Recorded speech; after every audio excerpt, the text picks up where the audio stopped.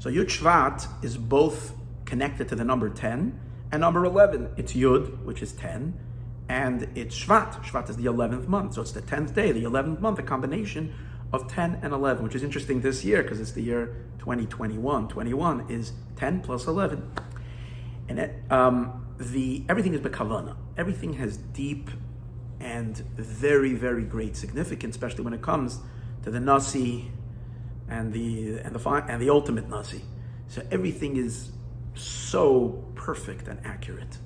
So what's the significance in the Rebbe of 10 and 11? Now, Yud Shvat is really celebrated as there's two events that create Yud Shvat.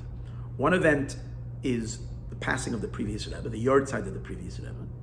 And the other event is the taking of the Nesius, the taking of the leadership, the mantle of leadership by the Rebbe. So it's really a culmination and an inauguration. Now, since our generation, as the Rebbe referred to it as Doir HaShvi, as the seventh generation, starts in Yud Shvat, which Yud Shvat has within it these two inyanim. So therefore, our generation is a generation that's both a culmination and an inauguration. And in the powerful words of the Rebbe, this generation is Doir Achron Shel Galus. It's the last generation of exile, and it's the first generation of the Geula, Doir Rishon Shel Geula. Now, each one of these on itself, we would be the most fortunate to be in that generation.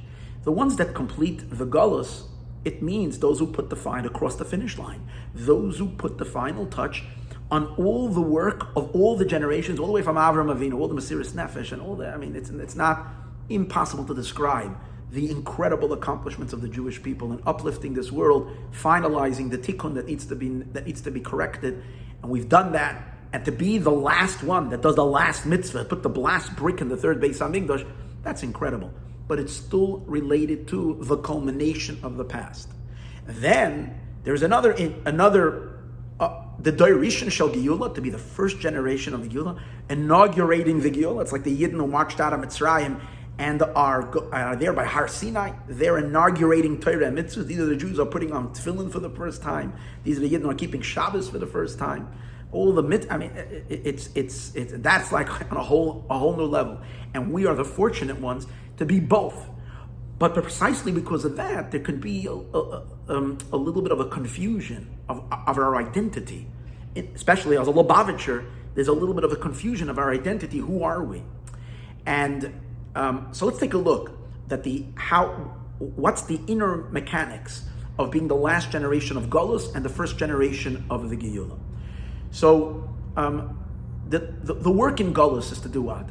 Is to refine all the sparks of holiness. Everything in this world has a spark of Kedusha. Everything. There's nothing in the world that doesn't have a spark of holiness. And we, the Jewish people, are the spark elevators. We're the ones who mine the gold. We go down into the trenches all across the world, and we elevate and we bring forth the sparks. That avodah of exposing and revealing the spark of holiness, the godliness that's contained within creation, when we achieve that, that's associated with the number 10. Because 10 is the shleimus of every creation with its godly, with its inner nekuda, with its nucleus revealed, the nucleus of God. That's what the Yud is. The Yud is the pintele of Elokus. That's empowering the creation and the being, and the rest is just commentary and expression. So even physically, number 9 represents the 3 dimensions of every physical object, and the 10th is the divine energy. That's its chayos, that's its life force. In the human psyche, we also have 9 faculties of expressions, and chachma is already where the yid, where the nitzutz eloki, the godly spark, dwells in the chachma. So when we can uncover all the sparks of holiness, we brought to a shleimus of number 10, and that's why the Rebbe says Asiri Kodesh. Number 10 is holy. We know that you're supposed to give Meiser. Everything that's 10 is holy. 10th animal, holy. Take a 10th of it, make it holy. Because number 10 represents this perfection. So there is the detailed 10 that happens throughout all of history. Then there is the final tzaddik, the Rebbe says, the previous Rebbe, who he is the one who brings about the culmination of the work of all the generations. And therefore his histalkus is on Yud Shvat, because Yud is Asiri Yiyah Kodesh. It actually says it regarding Shvat. It says Kol HaShayavar Tachas HaShavet, when it's speaking about Meiser Behema, tithing the animals, it says any animal that will go beneath the Shevet, beneath the stick, the marking stick, the 10th one will be holy. And Shevet, we know, is also Shvat. And this is an indication that the one who passes away on Yud Shvat, Yavor, that will passes on Yud Shvat, he is the Holy One, because he brings the culmination of all the holiness of all the Jewish people throughout all the generations. So we see, the Rebbe says about the Friediger Rebbe that he is fascinatingly connected to the number 10. Everything about him is number 10. First of all, as we mentioned, he passes away on Tafshin Yud 5710. It's 1950, but in the Hebrew calendar, 5710. And on the 10th day, on Yud. Why he passes away on the 11th, we'll understand soon. But it's number 10 is shaykh, is what he's all about. Also, everything about his life is accurately connected to the number 10. In that, he's born at the completion of a decade. He's born in Tafresh Mem 1880. And then 40 years later, on 1920, Tafresh Pei, he becomes Rebbe. Again, not a year before, not somewhere in the middle of the decade. It's all complete sections of 10. Then he's Rebbe for 30 years. And so it's again 3 decades. And the 3 decades themselves are divided into 3 groups of 10. 10 of them is when he's in Soviet Russia fighting the communists. Second section of his leadership is when he's in Poland, bringing and establishing Chassidus Chabad amongst in a new area where Chassidus Chabad had not yet taken effect. Finally, he comes to America and he relocates Chabad to America, laying the seeds for the incredible work of the 7th generation, which is going to take over the entire world and complete the work of Basi Lagani, of godliness in the entire world. But it's exactly 3 sections of 10. Because the Rebbe said his mohus of the previous Rebbe is number 10. Interesting fact, which I didn't know till just last week when I found this in a Sikha, the Rebbe brings that the previous Rebbe, the last year of his Nesius, astounding thing, when he would sign his name, he altered the signature of his second name. So again, Yosef Yitzchak, Yosef starts with a Yud, and Yitzchak also starts with a Yud, so that furthers the Friedrich Rebbe's connection to Yud. When he wrote the Yud the last year, beginning in Shvat in 1949, Tafshin Tes, until his Istalkus, an entire year, and it became stronger and stronger and more evident, till it becomes the last signature 2 days before his passing away from Ches Shvat. It's amazing to see that the letter Yud from the word Yitzchak is a calligraphy Yud. It's a Safris Yud. It's a Yud from a Sefer Torah. It's really, and even though the Friedrich Rebbe says the Friedrich Rebbe's hands were trembling, yet he makes that Yud. The Chassidim saw it as a remez that the previous Rebbe was going to pass away on Yud. But it's, I think, deeper than that. That's what it's mashma from the Rebbe's Sikha, that it's the Mohus, it's the whole content of the previous Rebbe, finishing the Golos. Now we have the Rebbe. The Rebbe is related to number 11. He's born on the 11th day, on Yud Aleph Nisan, in the month of redemption, Geula, in what? The 11th day. He becomes Rebbe in the month of, in the 11th year, as opposed to the previous Rebbe who passes away in the 10th year. The Rebbe becomes Rebbe in the 11th year, on the 11th month, and on the 11th day, because Basi Legani was said, Motzai Yud Shvat, going already to the 11th day. And the Rebbe himself says it, that his Nesius regarding to himself, in the Sikha, in Parshas Ve'era, Tafshin Nun Beis, maybe in other places, is 11, 11, 11. Everything about him is 11. Why? Because what's the significance of number 11? There's only 10 spheres. The building blocks of existence are based on a system of 10. Everything is 10. 11 represents the infinite, represents the Eibishter, as he's not defined by any definitions.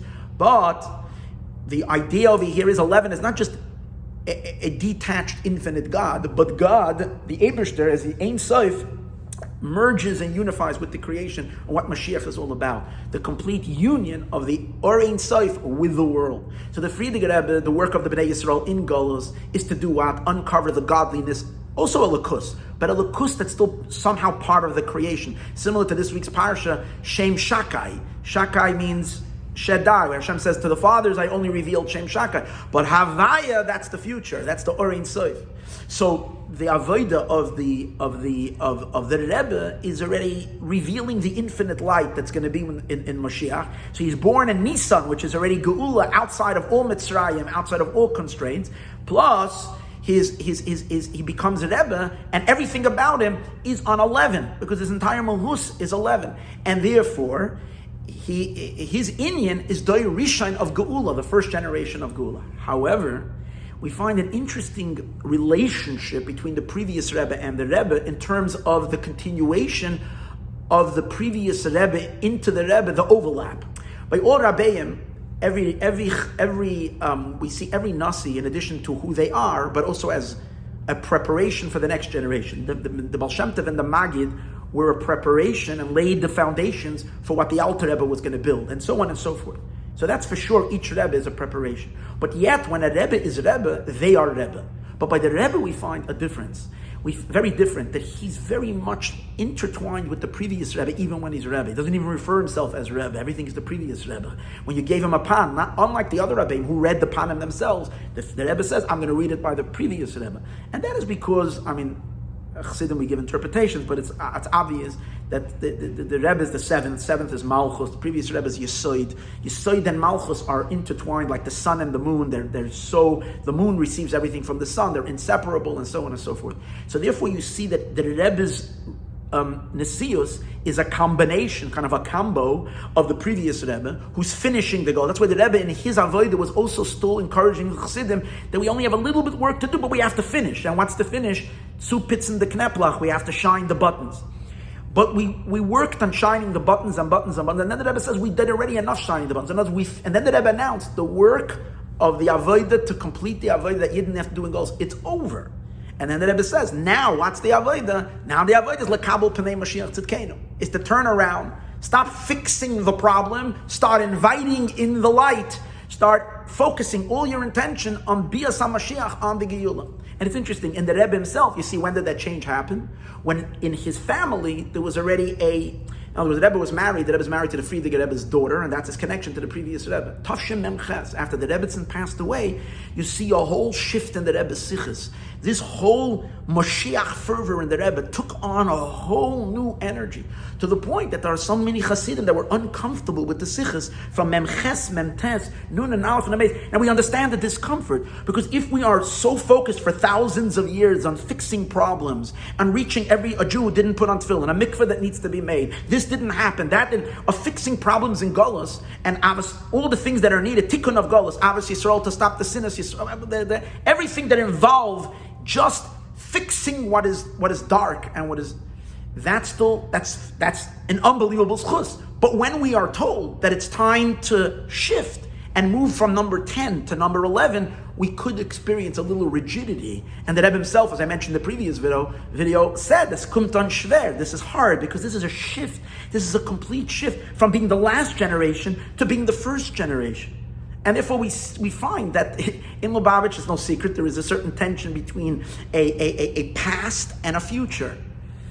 It's interesting how the Rebbe said one time when in the 1960s, when the Baal Teshuvas were beginning to, more and more Baal Teshuvas were coming into Lubavitch, there were some people that were uncomfortable, especially, Baal Teshuva is nice, but they weren't ready to become one family and do shidduchim. Obviously, everybody knows there's still some hang-ups on that, but the Rebbe was shayla completely. The Rebbe completely rejected it. And there was once a woman who came to the Rebbe, and there was a shidduch that was supposed to be done, and the mother was having a hard time. And she complained that she wasn't looking for this. And the Rebbe said to her that, that I yarshin Chassidim from my father-in-law. In other words, there is a certain tradition. The Chassidim were passed on to me. But you want to know who my Chassidim are? My Chassidim are the newcomers. This is already the Dor HaShvi. This is the seventh.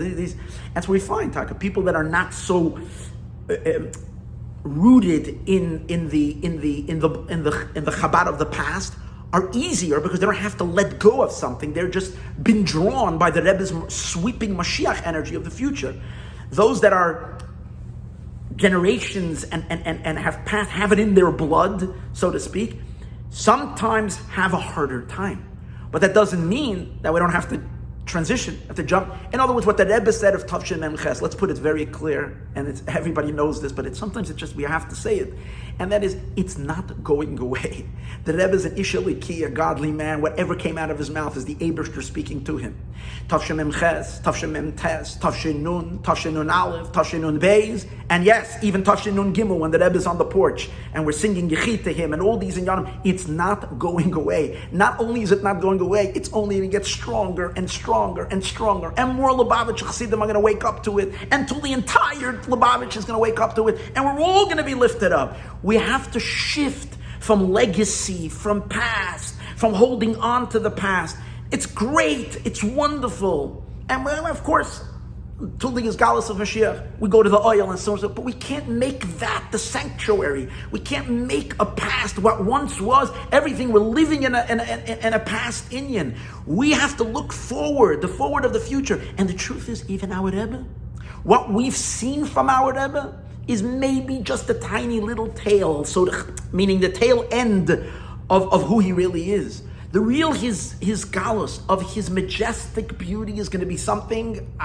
We're going to go when we're going to see his light as it's going to emerge, as the Rebbe says in Parshas Ve'eda, and Nasi Hadoira, Kitzu V'Ranenu Sheikh De Yafar, and Nasi Hadoira is going to walk in and he's going to look at each one of his Chassidim and to see where he's holding. So that's going to happen. He's going to walk in and take a look of all of us. But when we're going to see him, we're going to go out literally. I don't even know how we're going to be able to contain the neshama in the body of such magnificent beauty, of such unbelievable godly light that he's channeling the world. As we know that even Adam Arishan's face was like this, was darkened the sun. Mashiach's face is going to be way higher than that, and that's number 11. And now is the time, Egiya Azman, with all the craziness that's happening in the world, it's time for us all to shift, to pick ourselves up, to join together. Let's not be nadish anymore. Let's not be silly anymore. Let's not keep ourselves in a constriction, because if it can't finish health and the constrictions are going away, it's not going to last. We can parazich and parkazich a little longer here and there. Eventually, the Rebbe is going to win. Mashiach is coming. Geula is coming. The Eibishter is going to win. Lubavitch are winners. We're not chas v'shalom. We tried. We gavot. We wanted. We this. All of these are all human cheshbonis. We're dealing with elokus. We're dealing with Eibishter. We're dealing with godliness. We're dealing with what's emes v'yatziv v'nochayim v'kayam v'yashar, absolute emes. Here is where, and how to connect to that, we have to start learning those sichas from Memches, Memtes. You'll see, the moment we start learning it, it'll wake up inside each and every one of us, this powerful connection of true life and true energy. Maybe be zeicha for this Yud Shvat to see our Rebbe now.